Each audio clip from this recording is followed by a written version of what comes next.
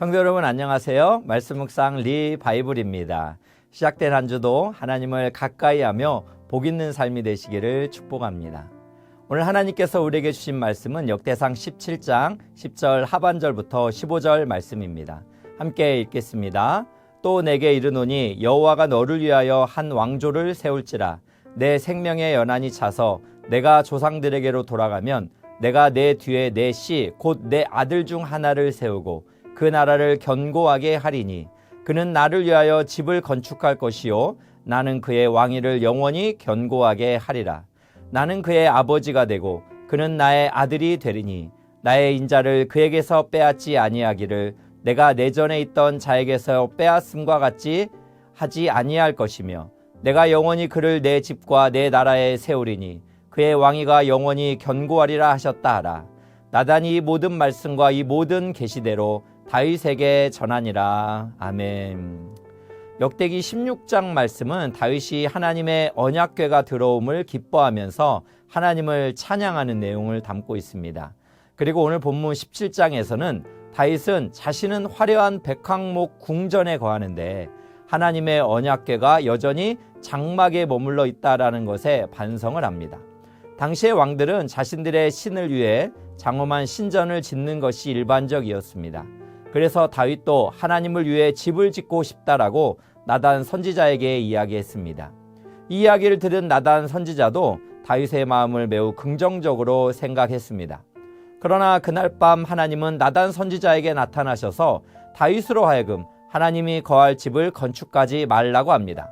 왜냐하면 하나님은 특정한 장소나 건물에 갇혀 있는 분이 아니시며 하나님은 성전이 없이도 자기 백성과 동행하며 그들을 보호하시기 때문입니다.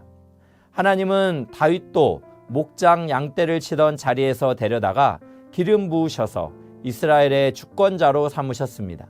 그리고 다윗이 어디를 가든지 함께 있어 모든 대적을 멸하시고 이스라엘을 강하게 하셨습니다.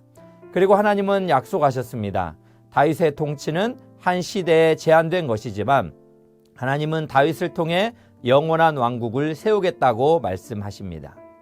역대기에서는 다윗이 세운 왕국은 다윗의 왕국이 아니라 하나님의 왕국으로 표현됩니다.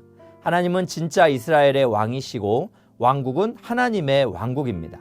따라서 유일하고 합법적인 왕은 하나님이 확증하고 선택하신 왕입니다. 하나님은 이제 다윗의 아들이 자신의 왕국을 통치할 것이라는 주권적 계획을 계시하셨습니다. 여기서 하나님께서 다윗과 맺으신 언약은 단순히 다윗 왕조가 지속되는 것을 의미하는 것이 아닙니다. 13절에서 나는 그의 아버지가 되고 그는 나의 아들이 되리라 라고 선언하셨습니다. 이 말씀은 예수 그리스도 안에서 온전히 성취되는 것을 볼 수가 있습니다. 다윗의 아들들은 하나님의 율법에 순종해야 될 의무가 있지만 그들은 불순종으로 인하여 남왕국은 결국 주전 586년에 멸망하게 됩니다. 그런 하나님께서는 언젠가 의로운 다윗 계통의 왕을 세우실 것이라는 예언에 담긴 희망을 확실한 소망으로 그렇게 이어가셨습니다. 그래서 신약 성경에서 하나님은 다윗과의 언약을 예수님을 통해 성취하십니다.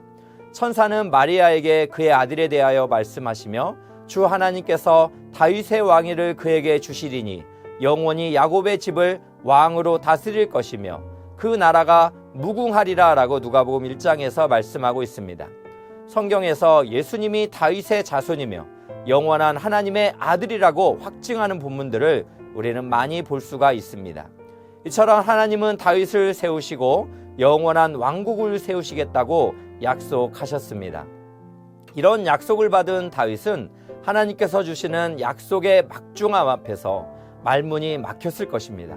내가 누구이기에 하나님은 이렇게 나를 사랑하시고 나의 자손과 함께 하셔서 하나님이 아버지가 되어주시고 함께 하시어 모든 대적으로부터 지켜주시고 영원한 왕조를 세워주신다는 말씀을 하시는 건가?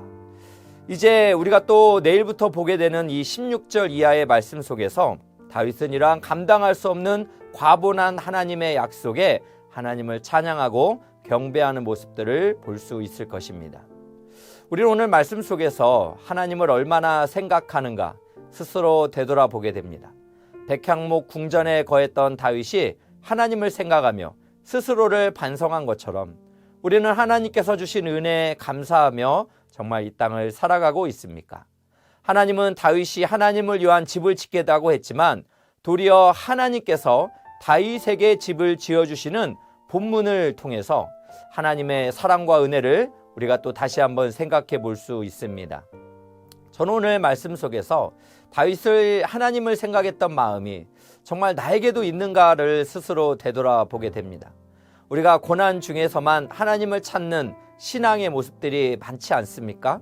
그러나 이렇게 백황목이라는 좋은 환경에서 하나님께 감사와 찬송을 드리고 그 은혜를 갚고자 했던 다윗의 마음을 여러분 우리가 깊이 생각해 보아야 할 것입니다. 또한 다윗이 하나님을 위한 집을 짓고자 하는 계획을 하나님께서 뒤집으셔서 오히려 다윗을 위해 집, 왕국을 세워주신 것을 살펴보면서 우리도 인생을 살아갈 때 하나님을 위한 계획을 세우고 때로는 그것이 내 생각, 내 계획대로 되지 않을지라도 하나님의 선하심과 신실하심을 신뢰하면서 인내해야겠다라는 생각을 해보게 됩니다. 그러므로 사랑하는 성도 여러분, 오늘 하루를 살아가시면서도 하나님을 위한 삶을 계획하시기를 축복합니다. 그리고 하나님의 뜻과 계획을 존중하고 순종하며 나아가시기를 주님의 이름으로 축복합니다. 함께 기도하겠습니다. 하나님 아버지, 우리를 사랑하셔서 예수님을 보내주시고 언약 백성의 변치 않는 사랑으로 인도해 주심에 감사드립니다.